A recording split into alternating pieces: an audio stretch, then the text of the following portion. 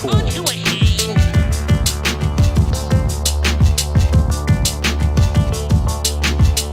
10-6 we got whores in the city. We need backup now. Don't be so dang literal.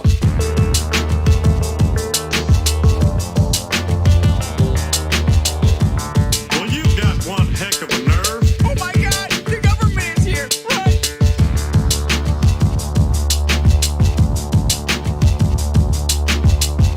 Hey, barkeep, whose leg do you have to hump to... All right, everybody. We are here live on Totally Toonular. Woo. I'm pretty sick today, so I'm trying to be energetic, but I'm doing my best. I'm both like extremely hot and cold at the same time. I don't know what the fuck is going on. Do you have the flu, James? Maybe. I haven't gotten tested or nothing yet. It's only been happening since yesterday. And you know what? I blame it on the KFC cheesa. You had one? Yeah, because I just saw an ad and it came out on Monday, and I was like, "Fuck it!" Like I don't know, I want one so bad. It's so weird. I was like, I gotta try it, so I tried it. I mean, it's definitely like they just took the fried chicken, and they just sprinkled mozzarella cheese on top with just like tomato sauce and just like let it melt. But I'm just saying, I was fine before the cheese. Now I'm sick. Maybe somebody sneezed on your cheesa. Oh, they infected were my making it cheese. and not meaning to.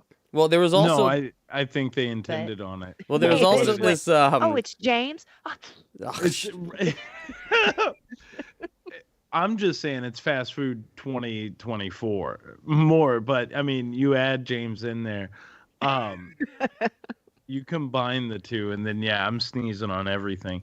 Do you know what he did to me in a Taco Bell? I do not, but I need to know. So at Taco Bell, when you order on their kiosks, Ben couldn't figure it out.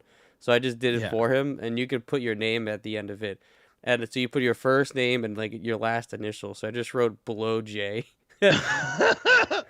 And then they would have to announce it. You know, they're like, "We got your order for below J." And then like one of the people work there didn't want to say it, and the manager was like, "I'll do it." That's great. And then they got mad at me because they're like, "You're the asshole that put this in as your name. This is your name." And I was like, and I was in no way meant to be in, like, I wasn't fit for public consumption. So clearly they were not, it wasn't my fault. And I just looked at them and I was like, he punched it in for me, I'm man. cackling. I couldn't I'm do literally in Taco Bell just cackling my ass off. dying. So, maybe your food gets a little sneezed in. Maybe well, I will I'm not say so too, sad about there was like this random homeless guy that comes into KFC while I'm waiting for my cheesa. He comes up to me, he's asking me for $1, and I was like, "Man, I don't got it." Then he like goes to like his knees. I was like, "Dude, like I don't got it." And then he stands up and then he's like, "All right, fuck you," and then starts like going around to everyone else in the store. He finally gets to this like big Italian guy, like Sopranos looking like Italian guy buying his food. The guy was like, "Whatever." He gives him $1, and then I couldn't hear the whole conversation, but I'm assuming the guy asked for more money. And then the Italian guy was like, "Get the fuck out of here." And then he just goes, "The balls on that man." That was like, that made my night.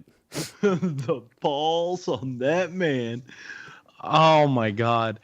Like it's those little things that make living in the city worth it, I'm sure. Yeah, I was like, all right, I can come back to this KFC more often. The only people begging money off of me near my house is usually me. There's nobody around where I stay.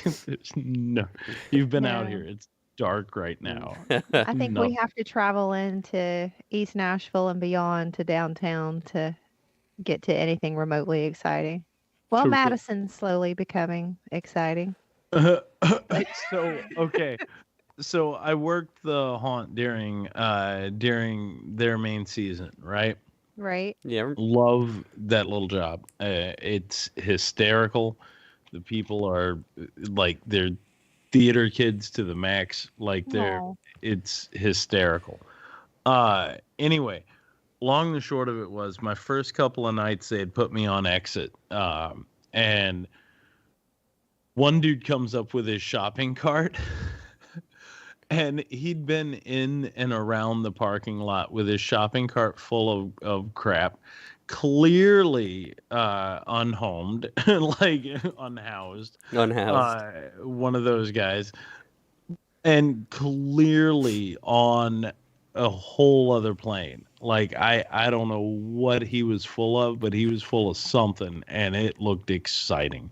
But he came up and he just parked his shopping cart beside the exit. I don't think anything of it. He starts craning his neck to look inside to see what's going on. He starts asking me about applications. It's a whole deal. All of a sudden I hear, hey, the lady cop comes walking up and she's like, I already told you once tonight. I'm not telling you again. You get out of this parking lot. And the guy's like, I'm just standing here trying to get a job. Just trying to get a job. And he goes tearing off with his shopping cart the whole time, just yelling about trying to get a job. And I giggled. I saw that cop the whole rest of that night, though. She was not giving up. Yeah. So did he ever get in? No. We're not letting him in. Wildest thing was a disgruntled employee came running in one night. Like, came in. Yeah. Anyway, they tackled him and then threw him out. Oh, man. There's a lot going on at the haunt. Bro, I love it. It's hysterical. And all these people, everybody's just tired. Like, they're all tired all the time. And like it really is just you do it because it's a good atmosphere. We'll just put it that way. So growing up in Madison Square was basically like the worst place to be in Madison at that time, like crime wise. Right. But, if you wanted to go, there was a dollar store, there was way back in the day at Three Sisters and like all that stuff, clothing stores and things. But I worked at it was called the Video Place, right next to what is now the haunt, but it was in the little to the right of the haunt. I worked in that video store forever. That was my first job. Amazing. But then that space, the haunt space, this has nothing to do with what we're talking about today. But that space was once a Peebles. Well, it was like a Hancock's department store. Then it was a Peebles. Then it was just closed forever. And after that, it was a country western dance club called Denim and Diamonds. I remember Denim and Diamonds. So I'm a big believer. I don't believe in religion. I don't believe that there is somebody's certain God or somebody's certain devil, but I believe that energy and things do exist. There's different universal planes, multiverse planes that we're not aware of. And I always think, is there some sort of Denim and Diamonds energy still in that building? Or is there because people for sure died in that area, because everybody was wasted. Or is there some sort of activity of the Video Place past where there's, spirits coming in to check out videotapes? I 110% believe it. I absolutely believe it. But it's also one of those things where it's like, and I haven't gone through it too much in the day, or with everything, all lit up or whatever. I usually have just gone through during operating hours, so I have kind of a limited experience. But you get behind the scenes in any of that stuff, and it's like it already lends itself to a creepy vibe. And then to know that you've been built up on it for fucking 50, 60, 100 years. You're in a parking lot of a wannabe nightclub that also is trying to be divey but can't get either of them right. And people are getting stabbed in the parking lot. Whatever. People got stabbed. People died of alcohol poisoning. If I'm not mistaken, it was either when it was Peebles or when it was Sears, one of the employees came in and shot themselves in that Shit. building.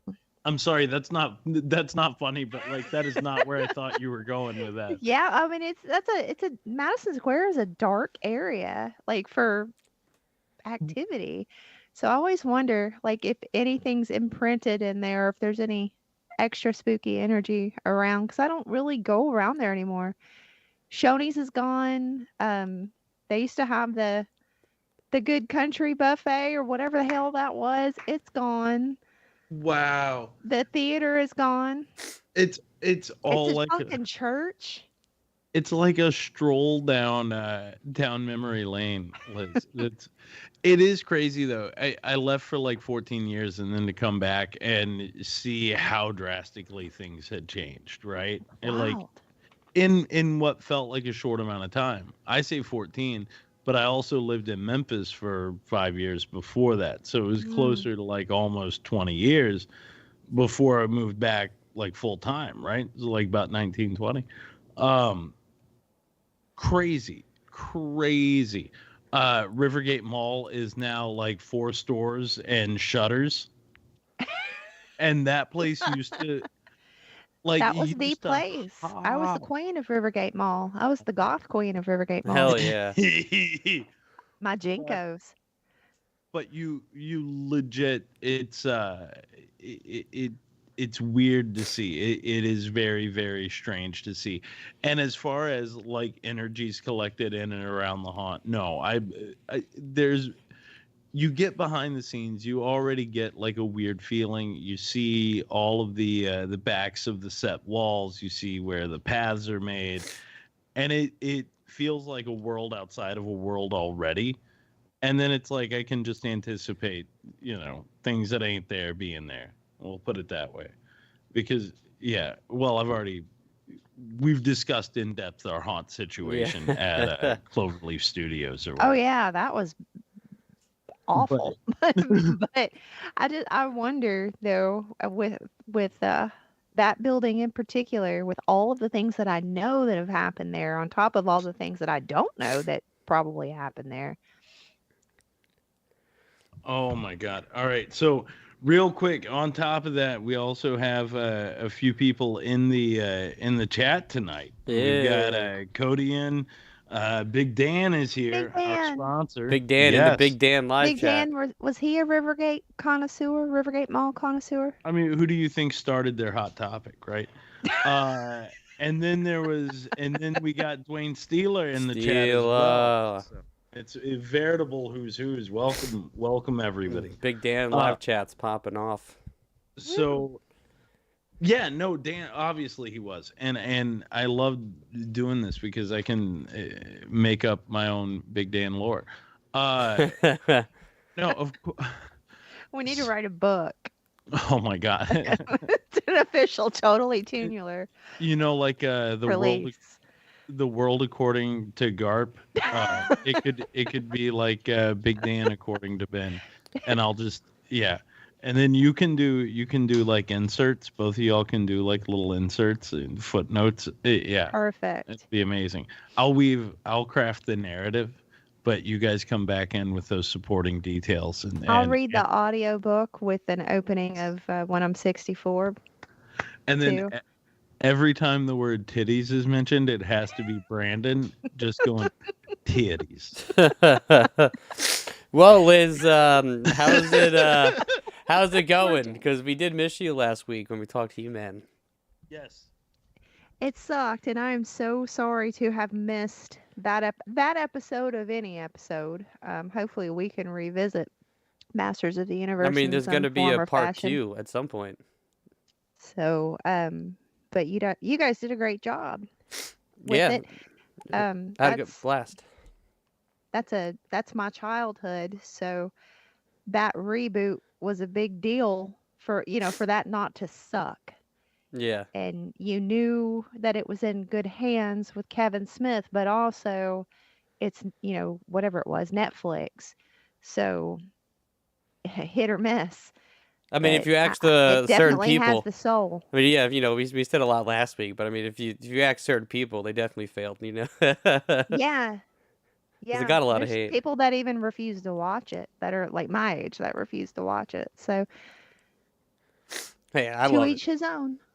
But yeah, how's it going, Liz? How are It's things? going really well. Got a lot of projects in the works right now, and my Twin Peaks podcast is launching on Hero Friday, Ooh, which I'm really stoked for. We like that service a lot. And Fright Cap's coming back with a bang on Friday. And um, another thing is in the works right now that more. I'm not at liberty to Oh, disclose, damn. Got some but NDAs going on here. um, it's gonna be a good little reboot. We had a nice little hiatus, and now we're gonna Let's do it. go back in head first. Ooh la Oh, boy. la. Oh, I damn. think I know what you're talking about. You do. I think I do. If I had to make guesses, I think I know what you're talking about, too. If I put some pieces together. Did you do that work? Did you do that hard work? But in putting the pieces together, you did that hard work. Also, by the way, I was supposed to mention it. James asked me to beforehand to watch. The transition looked very, very nice. Right? James. It looks cool. Looks very It looks good. like a little staticky, and it, Yeah. cuts into the... I love the static. Yeah. I think that's killer. The TV's still not lined up perfectly, so I'm still trying to figure that out. But, Well, you know what? we're getting there. It's better If than all last our week. problems are that small, we're Yeah. doing quite well. Well, Can I how... also promote while it's on my head, Chattanooga Film Fest? We had our first wave Please. of. Yeah. We announced on. Well, I announced on Dr. Gangrene's show on Sanitarium first a couple of the events that were exclusive to that show before we announced it publicly, and we announced it publicly last week. And you can find those events on our website, chatfilmfest.org. Or you can, Bloody Disgusting did a write up, Fangoria Oh, did a write up, sick. Dread Central. You can find out just about the first wave of events. It's going to be pretty rad. And that's June the 21st through the 28th at Reed House, the Haunted Hotel in Chattanooga. Man, it's got to be cool having something like Fangora talk about the festival that you're working on. It's really cool. Megan at Bloody Disgusting has been a godsend. And I can't thank those guys enough too for the help that they've given Chris in getting this release out. If y'all need volunteers, let me know. I I'm will. around. Don't don't go back on that because I'll be knocking at your door. I am around. Just saying. Well, how have you been, Yeti? How's life? Man, good, very good. Jen and I went on, and so like famously, I don't really like the outdoors. I'm not a big outdoors guy. Yeah. Like I'll camp a night, that's fine. You know what I mean? Roll out a tent, maybe 2 or 3 nights. Yeah, I that's remember cool. the one time I went on a hike with Jen. It was like me, Bergio, and Jen. They're like, "You should come." And you're like, "You guys enjoy your hike." Yeah, that's very much who I am. However, on Sunday, Jen and I we took the dogs and we went out to Pickett State Park here, and they've got a little hike that's around a lake and everything, right? So we did that. We took the dogs. So first we went to a different spot. Everything's going good. We're like literally maybe 3/4 of a mile in. Okay, about Okay. 3/4 of a mile deep. We get to a staircase, and I look down, and Jen didn't tell me this beforehand, but it goes into a valley, right? So we get to this staircase, and the stairs are like almost straight down. They're like Oh. like that. And it's one thing if I can support myself going down and just hold on to shit behind me. It's a whole other thing with 2 dogs and one of them still a puppy that likes to pull, right?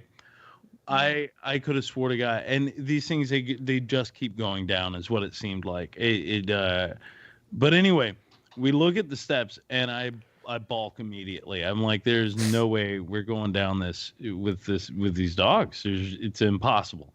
And Jen's all like, well, Leroy did it once before. And I'm like, he's smart. This one is stupid.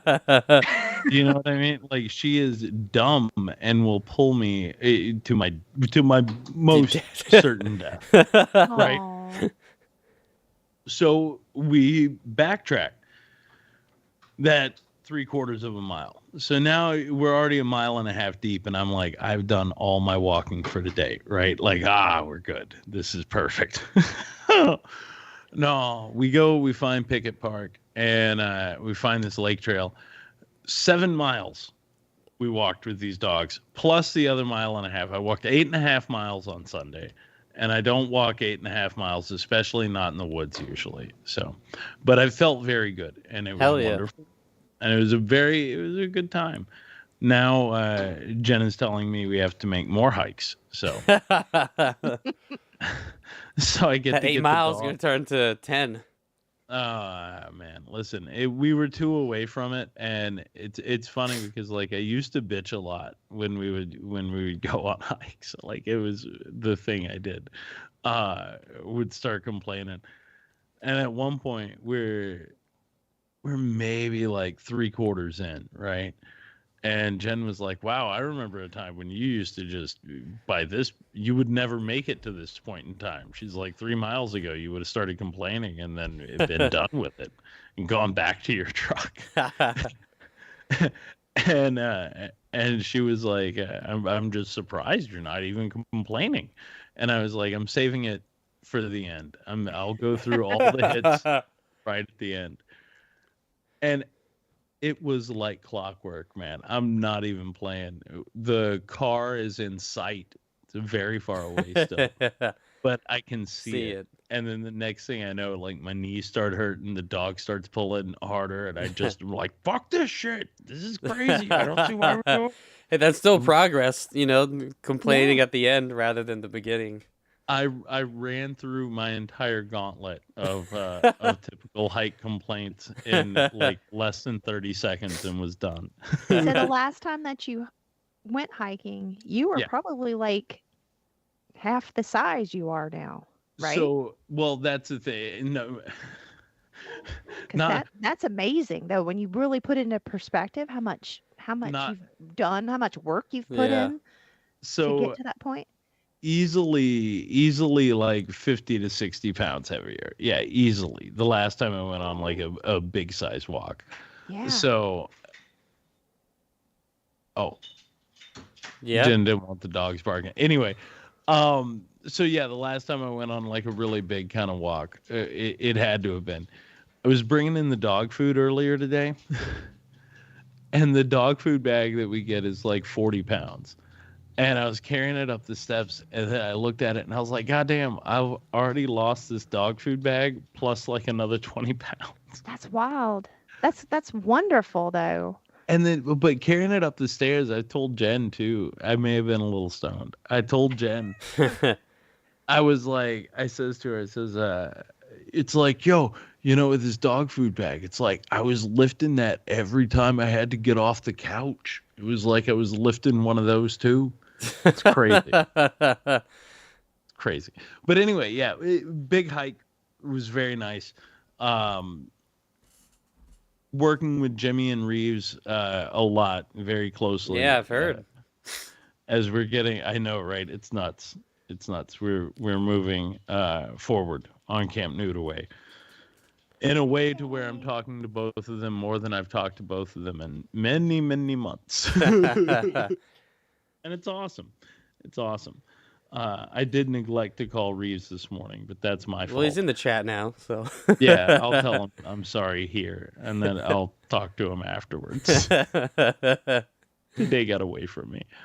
But no, other than that, it's just carting around, dealing here at the house. Jen's working. I'm helping Dad out at the store, and I'm constantly dealing with these 2 stupid dogs. We got there. That's right. Yes. This week we're talking 2 stupid dogs, which is one of your recs, Mr. Ben Johnson. And it was the only recommendation out of your list that I could find that was actually streaming somewhere, sort of. Well, it's archived. Yeah, and, archived. It's an incomplete archive. Yeah, it's only as the well. first season, right? I think it's a couple seasons of the show. We can get there, but I can tell you that one now. So there were 2 seasons. The first 13 episodes and then the second season. But the second season, what they did is they replaced Super Secret Squirrel. And what they did was they recycled a bunch of cartoons from season 1. So in all of season 2, it's like the first bit is new, but then the second 2 cartoons are from season 1. Yeah. But let's be honest, though. They made a great decision with that. No, like, I'm not a Secret Squirrel fan. I love Morocco Ooh. Mole. I have a mole in my front yard named Morocco Mole. But that show is so dialogue heavy that switch in season 2, like, I appreciate them bringing it back for children of the 90s to, to have and make it modern. But it was boring as fuck as compared to Two Stupid Dogs. Like, we would be little kids watching this Two Stupid Dogs, and then it would go to Secret Squirrel and we'd turn it off, turn TBS for a few seconds and then go back and wait for it to come back on. So when they did that and they recycled those shows in the second season, I could, little kid me could watch all of those and whatever it was. What was the second season? 94, 95. Like, Yeah. I could watch those all the way through and not have to change the channel. That was awesome. See, and maybe it's going back and watching it older. I really don't know, but like, I kind of loved Super Secret Yeah, I was Squirrel. definitely into some Secret Squirrel. Really? Yeah, and I'll tell you why. I thought I love the idea of like a double agent, like a secret agent, right? Love that. I'm on board already. But then some of the bads that he fights, some of the like big bads that Golden he deals Flipper. they're genuinely terrifying, right? Yeah, like who's some of these things- the gingerbread monster dude? Yes. Immediately the gingerbread monster is like the way he repeats things, the way like it's terrifying. Take yourself back to 1993, 1994, and 1993, Think- the year I was born. oh, don't say that, James. I Don't love say it. that. 31 But- years ago. So I'm this little kid in grade school watching this, and it's not catching my attention because everybody's got this. It's so dialogue heavy. It'd be like watching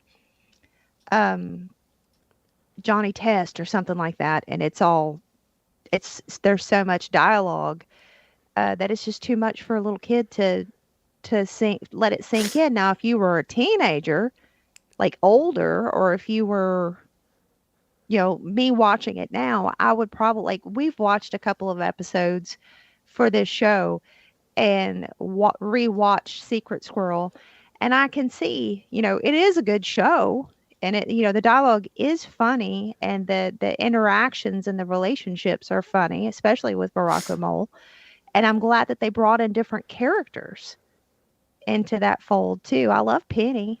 All right, yeah. Okay. But when I was a little kid, though, that shit was for the birds. Like, I did not want to. My ADHD was out. I was done. I wanted the Two Stupid Dogs. Yeah, Liz, you said you were a big fan of this show. Like, you actually said you Yes. own this show on physical. So this set came out a long time ago, and I think I got it at Walmart or something, like forever long ago. It was either Walmart or Best Buy, and it just stays in my heart, not only for Craig McCracken, who is one of the greatest animators that's ever lived, in my opinion, but also I think it was mentioned in the chat earlier, John Kay had as shitty as he is, the artist of John Kay, and the humor of John Kay can be quite hilarious at times and can add a lot. And there were Spoonco people working on this show, and Jindy. Yeah, so Jendi Tarkovsky had a fucking couple Jindy. credits on this shit. And I mean, he got his start here. If it wasn't for this show, there would be no Dexter. There would be no Samurai Jack. Yeah, Primal. You know? Yeah. Oh man, Also, Jendy's- this was the first cartoon without it being cartoon. Think about that. Ooh. interesting. Well, I also love the fact that Brad Garrett was in here too. So this thing is it carries like a level of I don't know, just that delicious like early 90s like who did these people become and where? Are y'all Tim and Eric fans at all? Oh yeah. Yeah, Okay, so Brandon will not let go whenever Big Dog speaks. He will not let go of I like Tom Skerritt. I don't like Brad Garrett. And so now that's in my head every time too. Thanks, Brandon. I mean, but also like if we're just talking a little bit about this, like Carol Channing is in this. Come on. Like Right? that is it's unreal the level of talent that they get for these things. And I always think for an older actor who wants to continue and really just genuinely enjoys the craft, like voiceover work has to be like godsend. the greatest thing. Yeah, especially today. I mean, COVID proved a lot of these voice actors can just do it at home. Man, let me tell you, a small investment, you have a home studio, now they pay you to record. Yeah, like the first season of Masters of the Universe Revelations. I know they recorded that all remote. Like all the actors recorded at their own spaces. It's insane to me. Yeah, Insane to me. that's great. But, You show up in your pajamas. You just say a few lines. That's how I want to do everything, James. That's how you should do the new movie. I mean, listen, if Reeves has his way, we're going full Verhoeven. Do you know what I'm talking about, Liz? I do. I Okay. do. That's Reeves's request, and I'm like, I don't know about this, but anyway. Wrong arm. Yeah, You're well, I'm the person to talk to about Verhoeven. I don't know if you can see. oh, ooh la So, la. yeah, I know exactly what you're talking about, and I think you should if you can swing it. If we can If swing you it, can get it released. if we can make that happen. Good Lord. It would make for the most interesting behind the scenes documentary ever, I think. I think it would be an ultimate like selling point. But regardless of any of that. So from what I was able to read, and I watched a couple of little videos. I forgot to get the name of the channel, but there was one that was like 26 things or two stupid dogs in 26 minutes, something like that. But he breaks down the history of the show a little bit, and in the second season, there was even talk about reviving another like 60s Hanna-Barbera show. Oh, So wow. like they did with Secret Squirrel, it would have been a different cartoon Wait, in the so middle of. was Secret Squirrel a show before this? Oh yeah, it was a show, Hanna-Barbera show in the 60s. Oh, Yep. I guess I didn't even know that actually. Yeah. Well, And it had hardly anything to do with other than it was Secret Squirrel and Morocco Mole, and there was Miss Moneypenny, but Well, So- that's part of why I like this show is that I like that it's made by Hanna-Barbera, but it doesn't like really feel like a classic Hanna-Barbera show, because all those shows can get pretty repetitive after a while. well, they wanted to latch on to what Nickelodeon was doing Yeah. at the time, and They- they pulled Fred Siebert in there, and he they was were in a state of playing catch up, right? Ah. right. Yeah. So this came out after Ren and Stimpy then, Mm-hmm. Yep. And it also and then John Kay also worked on this. Yeah. When he left Ren and Stimpy, I believe. Yep. Oh. Yeah. So he beat feet from there, went left an impression on this, and then what is it? Rip people off on Kickstarter, something like that. There was some stuff there in between too, I believe. There's some less than awesome things.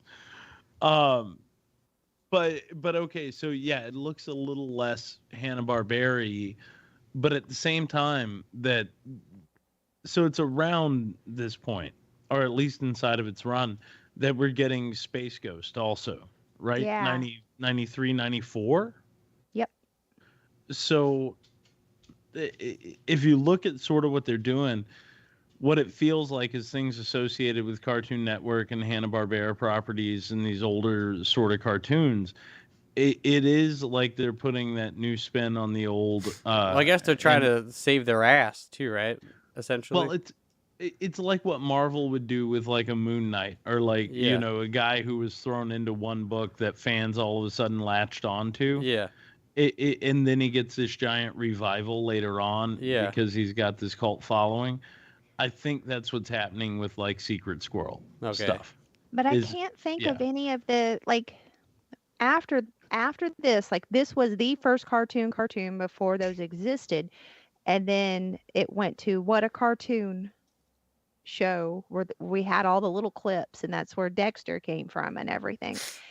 I can't think of any cartoon that came after this that had a revived 60s Hanna-Barbera split. Everything was new after That this, is right? true. That's True. very true. Yeah, that is When to the did, best of my knowledge. And they were probably like, wow, these kids all have ADHD and they weren't paying attention to Secret Squirrel. We might need to make some more fart jokes. And, Yeah.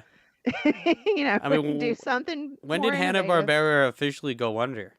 Was it so like in the 90s? Oh, that's a good question. Because I know Cartoon That's- Network bought them, but I don't know when they officially closed doors. At a certain point, I know they closed all the doors in their I studio. don't think that happened until after Boomerang, right? Oh, maybe. Yeah, because I remember Boomerang. It was like a thing on Cartoon Network, or they had a channel too. TBS owned Boomerang, but it was still technically Hanna-Barbera. So cartoon. Hanna-Barbera was ultimately absorbed into Warner Brothers Animation in 2001. Oh wow. 2001. So Hanna-Barbera, yeah. This is inside of their last decade, though. Yeah, so they're trying. It seems like they're Yeah. trying to get like to catch up and get back to where they were. Because I mean, that's the interesting thing about like the way we talked about it with Looney Tunes, and Hanna-Barbera came in and kind of like ruined Looney Tunes. So then, here we are in the 90s where Nickelodeon's getting bigger, and then like now that's killed Hanna-Barbera, Right. It's like when Radio Shack went away. Yeah. Oh, There's RIP like Radio Shack. one or two little Radio Shacks still operating somewhere out in the breeze. It'll be like the last Blockbuster, but for a Radio Shack. Can you imagine what a boring fucking documentary that would be? The last Like, Radio the last Shack. Radio Shack. Well, I got And the then- last bit of these wires, and one shitty RC car Yeah. from like 1985. yeah. Yeah, bro. Whatever. Whatever. Okay. So two stupid dogs. A fairly simple premise. Yeah. Pretty straightforward. It's like, what is the show about? What do you think it's about? Two stupid dogs. and it always builds though. Like the show will always start off just something stupid, like Big Dog gets his head stuck in a fence, or something. But he's, and it just builds and builds. So and I was gonna bring that up specifically because that has one of my favorite gags in it ever, just ever in general. I love it when somebody appears to be stuck They've tried to get their head out, and then all of a sudden it's like the tap on the shoulder, or they come right a different direction. He takes He takes his head out at least 10 times out of that hole. Yeah, he like takes that out, he looks back at little dog, and then sticks his head back in. And he does this so many times. So many times. It's such a good gag, and it never like Especially it's funnier too when you watch like the end of it where little dog gets his head stuck, right? Because then big dog's just gonna pull his head out. And then the other part that I really like in that, and that I think is just very funny in general, is the tail gag where Big Dog's he keeps tail ripping off coming his tail. He keeps can take his tail off and pop it back on where he wants to. First he did it on accident, and then now he's just like wiping tears off and then putting it back on. it like, and it's exceptional to me because it's one of those shows where it's like it, and it does dip into like a lot of double entendre and then just straightforward. I mean, Like when they there's go- some naughty jokes in here. Yeah, Some we naughty, could probably naughty thank John Kay for those. Probably. I want to say he was on the one where they go to the drive-in, I believe. When all the And then cars it's start just bouncing. everybody having sex in the They're cars. like, what? The strip club. What the fuck were they doing in a strip club? We had to get the shoes. I love that strip club scene because they're like, take off your shoes, take off your shoes. She takes off her bra and like kicks the shoes off at him. And so I guess for me it's like and maybe it's because I do the same thing I always do. I watch everything in big giant chunks. But this is like a collection of moments across a thing. There are stories that are there and stories that are good, but there are a lot of them that just sort of seem to end. It's almost like a bad Saturday Night Live sketch that has no real ending, but it just stops at a certain point. Yeah. That's the biggest critique that I can give this. Well, do you know a particular episode? You know what? No, but I just there's not one specifically that pops to mind, but I just remember before going into Super Secret Squirrel a couple of times thinking we were going to come back to that main Two Stupid Dogs narrative just to have a shorter Two Stupid Dogs cartoon at the end. Do you know? Yeah. You see what I'm saying? Like there are points where I feel like it didn't end. But whatever. Other than that, I never didn't laugh. I always laughed. Right. Do you guys know if this is based off of anyone's actual dogs? Don't think so. I think this was something Donovan Cook just did in school, right? Like he was just like right out of school, and then Fred Siebert picked it and was like, this is what I want to start off with, and Hanna-Barbera was like, cool, let's roll with that. That's Ren and Stimpy-esque. So I like in particularly like having two dogs. There's there's a point God, it was when they were fighting, and I want to say it's in the garbage episode, which I could just talk about that one bit for hours. Me too. That was when I posted today that we were talking about this on Instagram.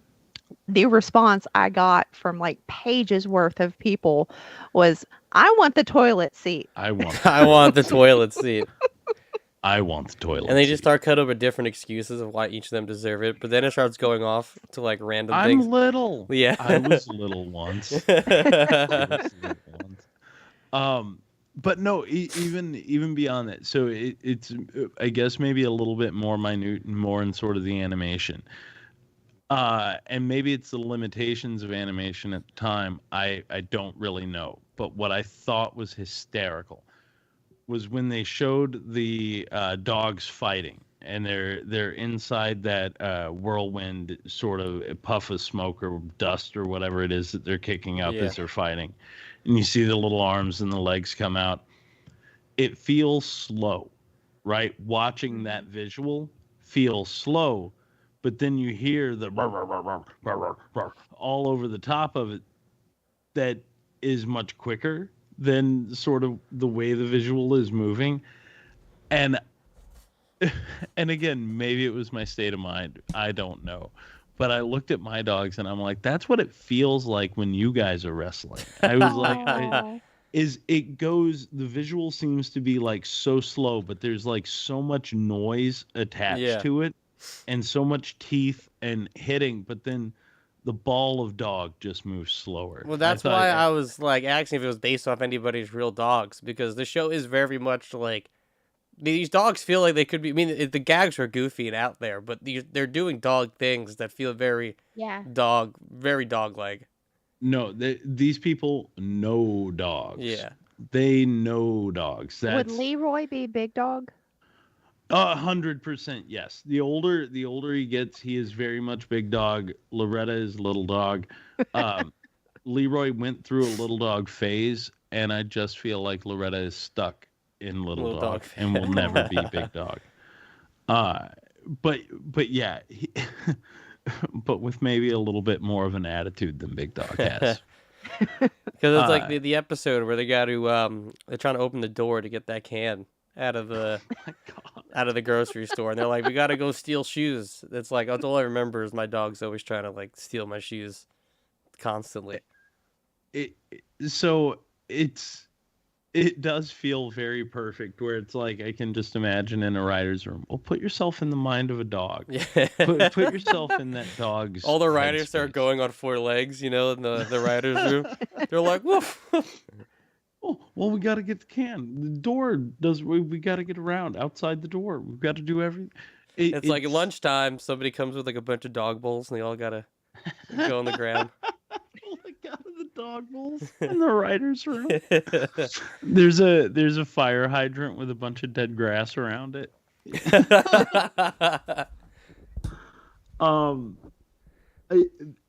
There are too many moments, too many gags inside of just this first like 13 episodes. All I can really talk about is like my favorite like moments throughout. I don't know that I have a specific favorite episode, but this show is it's enough to keep you watching, that every time you realize what you're watching, being two stupid dogs, why would you change the channel? Why would you need to? You don't. Like, something good's coming. I think my favorite bit in the whole thing was when Kenny takes him to school. Baby Kenny. I love Kenny Fowler so much. I think he's one of the greatest cartoon characters in the history of cartoons. What is it? Fowler. Kenny and Buffy forever. Fowler. But when he picks up a little dog and he's like, you know how you can tell if they're boy dogs? And he picks him up by his hind legs and just spreads him out for the class. I was like in tears that moment, and then immediately followed with the two guys going, and the girl going, ooh. Ooh. So riddle me this. Do you guys see the similarities between Buffy and Blossom? Oh. Like Buffy is like the vampire slayer?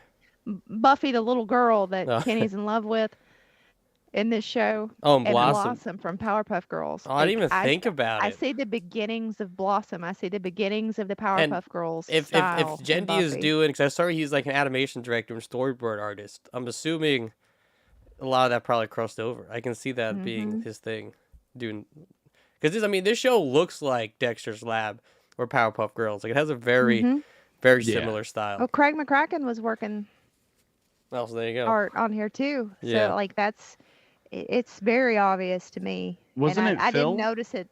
Huh? What did you say? It's Phil, right? That was working on this? Phil McCracken? Phil McCracken.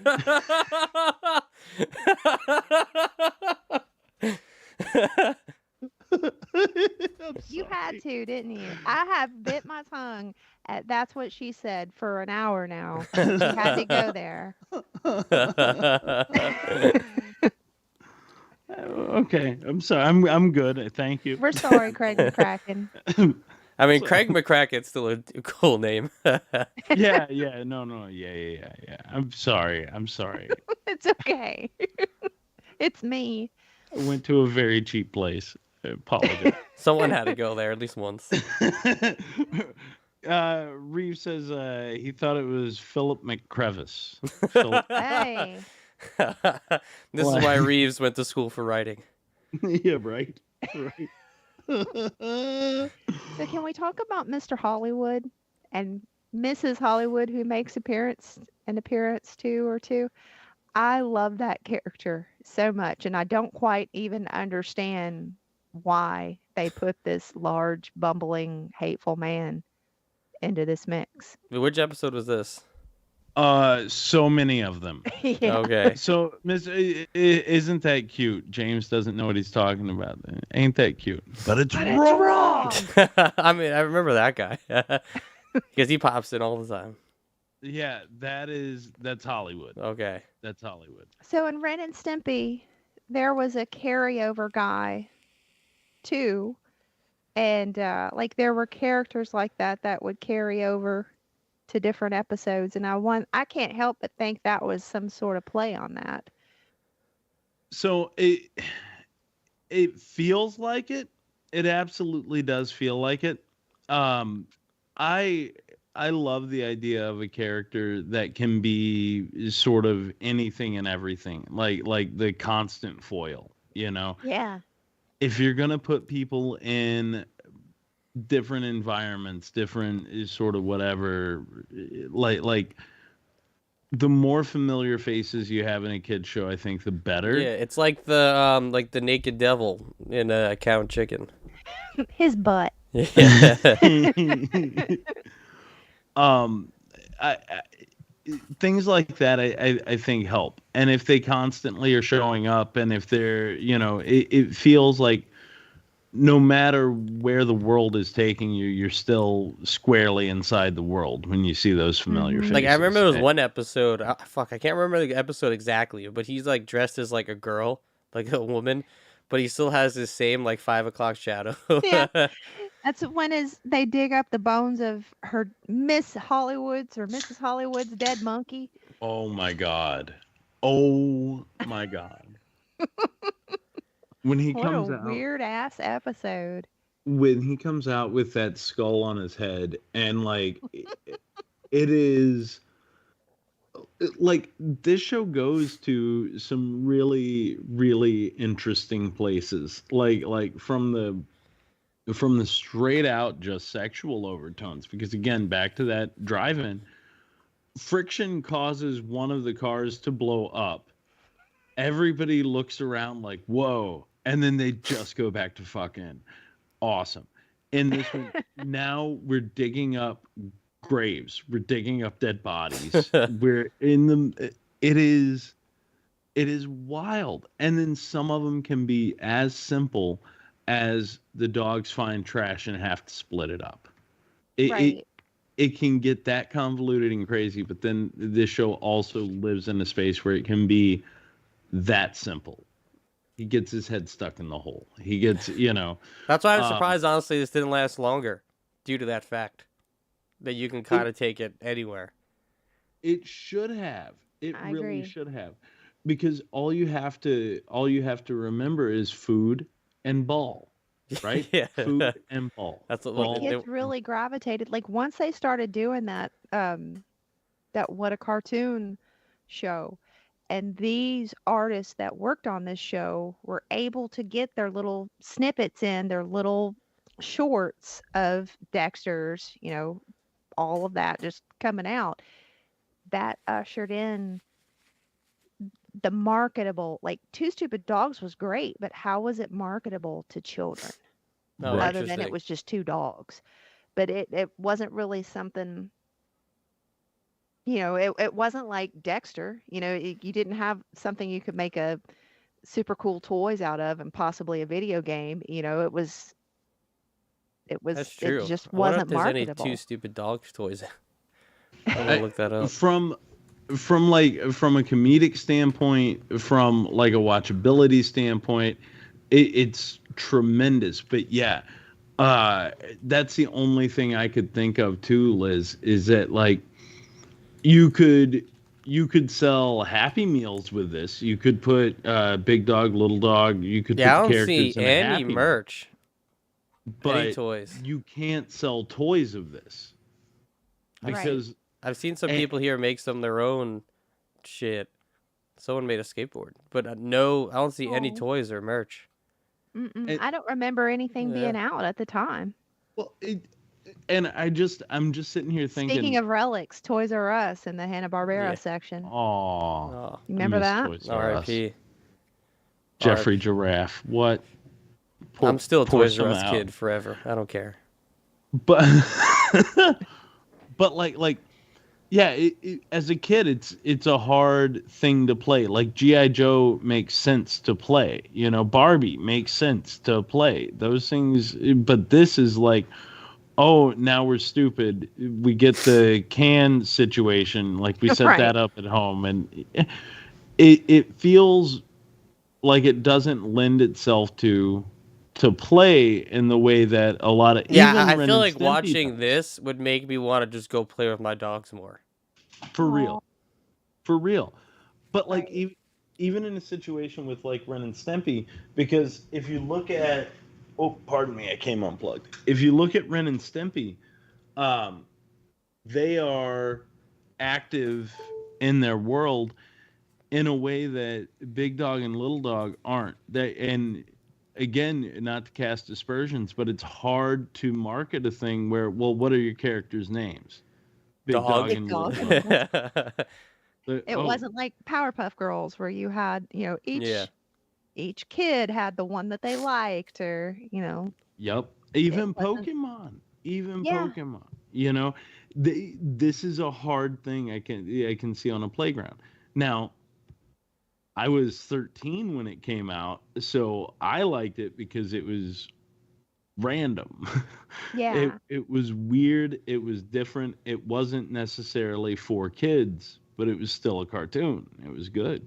Well, that's what I will say to you about this. I mean, I'll talk about it more later when I'm wrapping up my thoughts. But I love that this cartoon, like I miss cartoons like this, where it was just a cartoon, you know, Right. where it's Yeah. like, I love my Masters of the Universe deep story and Batman the animated series, but at the same time, I kind of miss when cartoons were also just cartoons and they would just do wacky things. For sure. Yeah. And I think this does that a lot better than a lot of things out there, honestly, because it's always at a reset to a point to where there's hardly a reset. They're stupid at the start, they're stupid in the middle, and they're stupid at the end. If if they have any successes, that's great. It's just by happenstance they stay stupid the entire time. You're not looking for great storytelling. And with a title like Two Stupid Dogs, I just want to see the dogs be stupid. And again, and maybe this is from watching my own, but that's the other thing that I feel they got really really right throughout this whole cartoon is that it does feel like watching two dogs. Yeah, like I remember a scene in particular where it's like it might have been the toilet seat episode where like he like tries to give the big dog tries to give little dog the stuffed cat and he's like scared at first. He's like, "No, look, it's a fake cat." He rips it off. He's like, "Oh, good, I'm gonna take that cat." And I'm like, and it starts like shaking it and like destroying it. um, there's oh god, there was another moment in that one where little dog gets inside the rotten watermelon, eats it all up, eats it all up. Big dog asks him how it is, and he goes, "It's rotten. You want some?" Every time one of the dogs has gotten into something that stinks, it's like they find the other one, they rub that smell on them, and then go show them where it is. Like, this is where we play now because And like it smells the episode with the horrible. bone where he's trying to find his bone, right? It reminded me of my old job where we had this dog. I actually don't even remember his name. It was some sort of beagle mixed dog, but like he would get like really possessive over toys. Like I don't the specific like ball toy. So like I would literally take it. We had this little cubby, and I'd put it up, hide it in the cubby, and he knew that it was there, and he would literally sit in front of it and whine like a fucking baby until I would take, and he would for like an hour. Like this dog would be like, I want that. I don't care about any of these other toys. I specifically want that ball from that cubby. Okay, so Leroy, especially when we get a new toy, when we get new toys, we have to buy 2. We're not at a point to where we're buying matching toys yet. We tried that. It gets confusing, so whatever. So whenever we bring a new toy into the house, we're bringing in 2 new toys. Leroy will pick a favorite that night, and that will be his toy. And you dare not touch it, approach it. You just let him hold on to his toy. Ultimately, then, you have to trick him with a treat to get the toy from him at night before bed. Because if you don't, he'll chew your feet while you sleep. Because he thinks they're coming for his toy. I thought you were gonna say you'd bite your nipple. No. There have been times where I've woken up to him biting my foot because he thinks I'm trying to get his toy with my feet while I'm asleep. And it's never anything major. It's always just like a quick snap, but it wakes me up and it pisses me off. Anyway. Well, do your dogs do the thing too? Like, because in my job, like I would give one dog a toy, and then I would give the other dog a toy, and then the other dog would see me give that other dog a toy, then just abandon the one that I just gave him, to then just go after the one that I'm giving to another dog. Entirely. It doesn't matter what they have, how good it is. It could be the newest, hottest, bestest toy, but you gave the other one away too. Yeah. That's the problem. But Leroy also will sit, if we put the toy up on the shelf, like most recently it was this like little blue squeaky hedgehog, would put it up on the shelf, and then in the middle of the night he would wake me up like he needs to go to the bathroom, and then he would just go and sit under where I put the blue toy, and then he would look up at it, and then he would start whining until I got him his stupid fucking hedgehog at night. Poor buddy. Liz, there is no pour to it. I'm talking like 2 o'clock in the morning. He is waking me up to get this hedgehog off of the counter. Yeah, it's absurd. And if I don't, it's a whole other problem. Yeah, see, dogs love their toys. He's a good boy.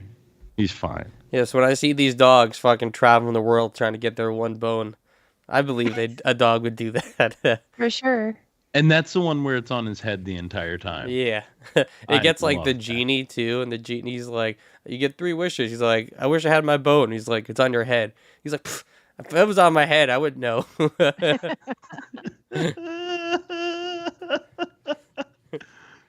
And then Big Dog would also keep taking it off and then putting it back on his head. Again, it's the simplest little gags for me in this that keep me coming back for it. Is because it's so simple. Yeah, like when the Big Dog, they're like on the moon floating in space, and Big Dog's floating above Little Dog, and he's grabbing the bone, spinning in the air, then coming back, dropping it back on top of his head. And I guess maybe that's the other part is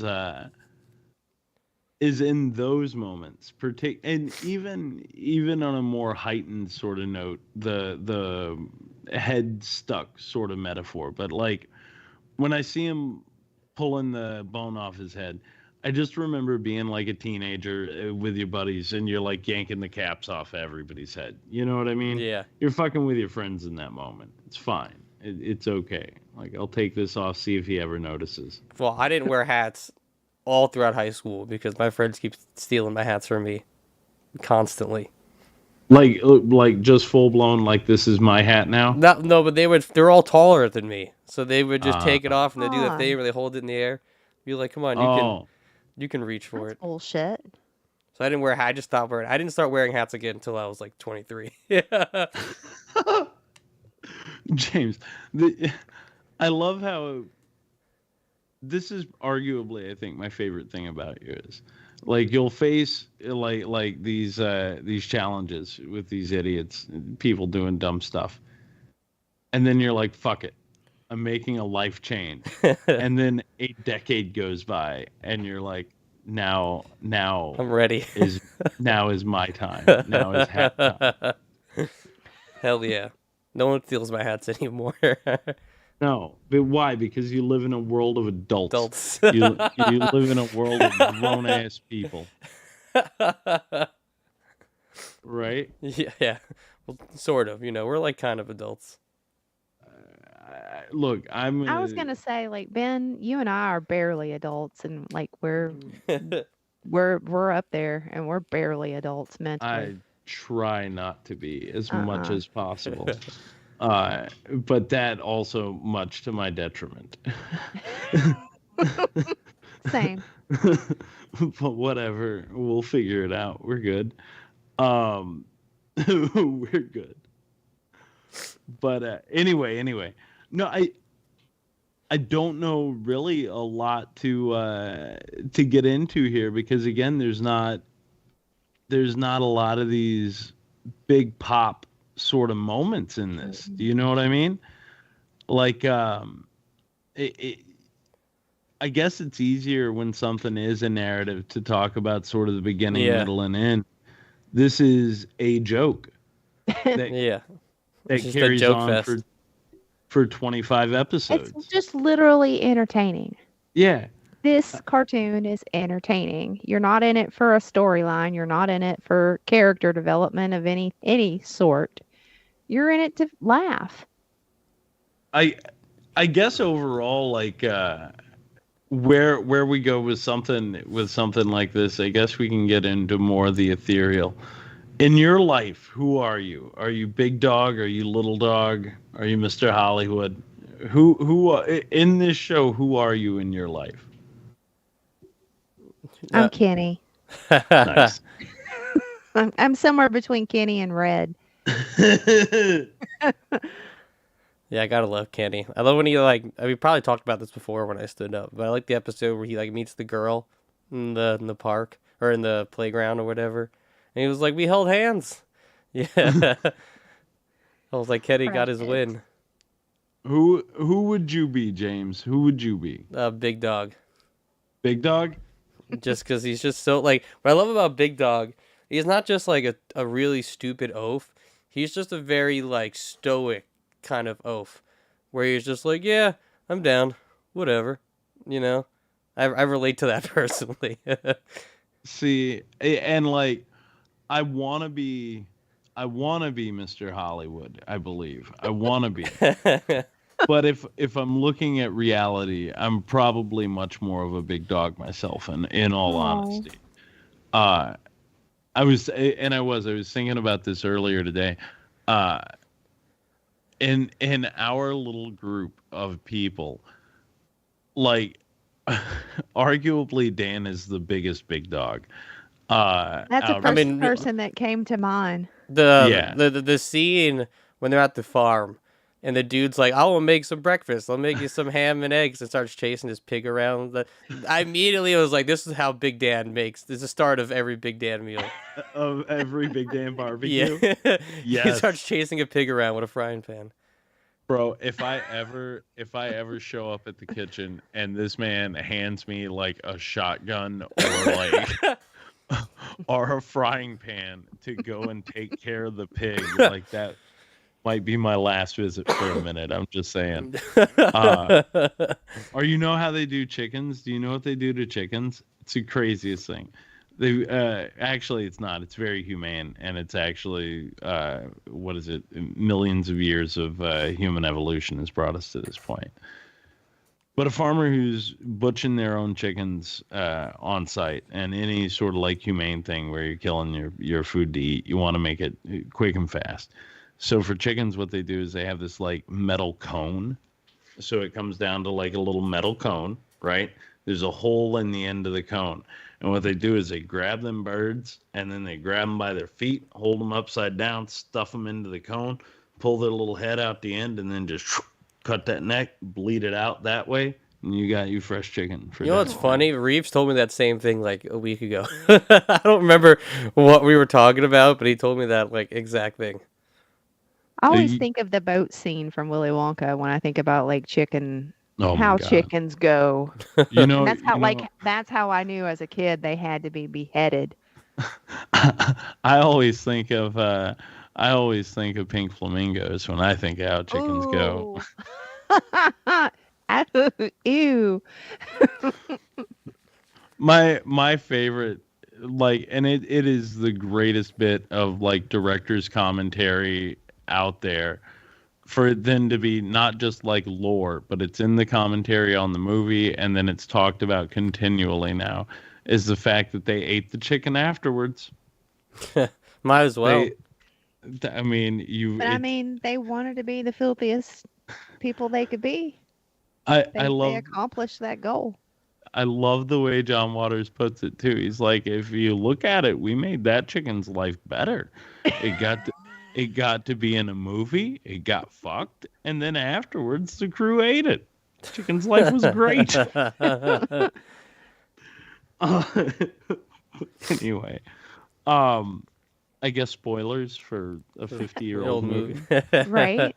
Well, he's got a new movie coming out, right? I saw He something. does, based on Yes. his book. Yes. Yep.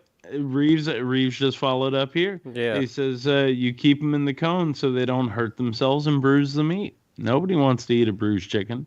Because actually now I'm remembering it, because there's like, we actually have a live poultry place down the street from us, which is so nice. weird that I God. exist in like Brooklyn. So weird. And he was like, let's do it. You know, and he was telling me how to kill the chicken. Also, this is after a bunch of beers too. And I was like, we're not just killing a chicken in the apartment. Do it. Do it. James, do it. You If kill a guys- chicken in your house. Oh my God. Anyway, as long as you eat it, it's fine. I'm a big proponent of that. Like, you have to kill a thing at least once if you're gonna eat meat. I mean, I'm just saying.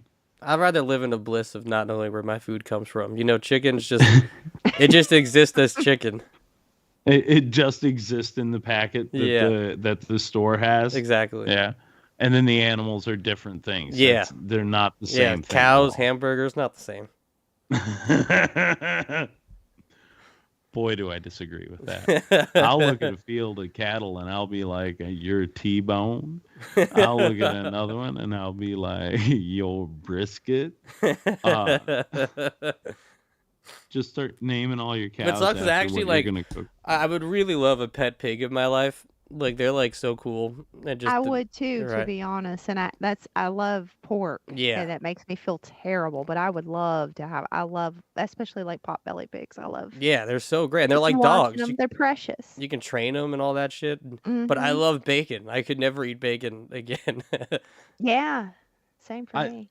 I disagree. I mean, the only thing you would have to do is like keep the pork products away from, your pig, because you don't want it to become like a cannibal. That would be weird, and it would be bad if you were feeding it its dead friends. But like, you could still eat pork around. Hey, a you don't pig. know they're friends. Yeah, I mean, you could still eat pork around a pig though, and I think what is it? You would be fine. Like, I think I would cry internally. I'll be like, he knows. No, I would be. See, I would flip it. I would be like, he knows. You've been around Dan too long. He knows that he could end up like this, and that's why he will always be submissive to me. It's because Aw. he does not want to be my bacon. And then I would wave it in front of him every time he did something stupid. And Stupid. This piggy. is gonna be you. This is you. This is all you mean to me. Just chase him with a frying pan around your backyard. Oh, I don't know if I could do it, man. I don't know if I could do it. It's having two stupid dogs is a lot, and I can't imagine adding a pig into the mix. Because there was one time when I was living in Long Island, somebody walked by with a pig, like on a leash, and he was getting it to like sit down. You go up on its little legs, like he was doing all these tricks. Oh my God. There's one that I follow online. His name is Lido, and they call him the guitar pig. Have y'all ever seen him? No. No.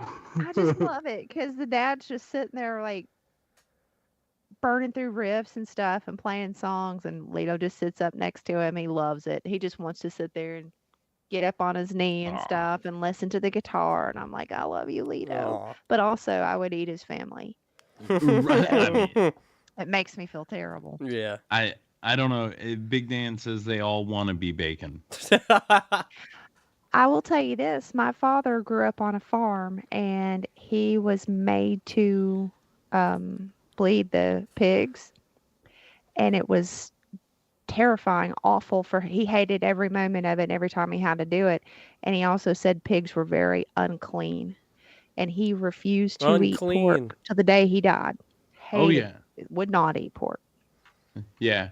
And pigs No, squeal, right? I'm sure they make some noise when you're trying to, Bro, end their Could lives. imagine. They make horrifying Yeah. noises. So you're trying to gut a pig. It's like, But then also like that's a heavy thing. Like they're unclean animals. Like I wonder, and I know it's because they root and live in their own shit. They eat their shit. They then shit out their shit again. Like pigs are disgusting. They're Yeah. just gross. And if you keep them inside your home, that's a different pig. Yeah. But Right. literally that pig though is what is it? It's one afternoon in the woods away from being a wild boar. I don't understand why you need that in your house. I don't get it. I don't get it at all. Dwayne in the chat, unclean. Love you, Dwayne. My co-star. Arguably the greatest moment in a movie full of tremendous moments has to be Dwayne Steeler, and I am so Yeah, there was really just lucky to be a part of that scene. there was a moment. 'Cause I don't think I talked about it on air before, but there was a moment on the Cook Island premiere where I had a friend come in from Long Island, and then he was like, "Shit, I gotta bail. He worked overnight." So he was like, "I gotta go to work," and I was like, it was right before the Vol sale scene started, and I was like, "Dude, just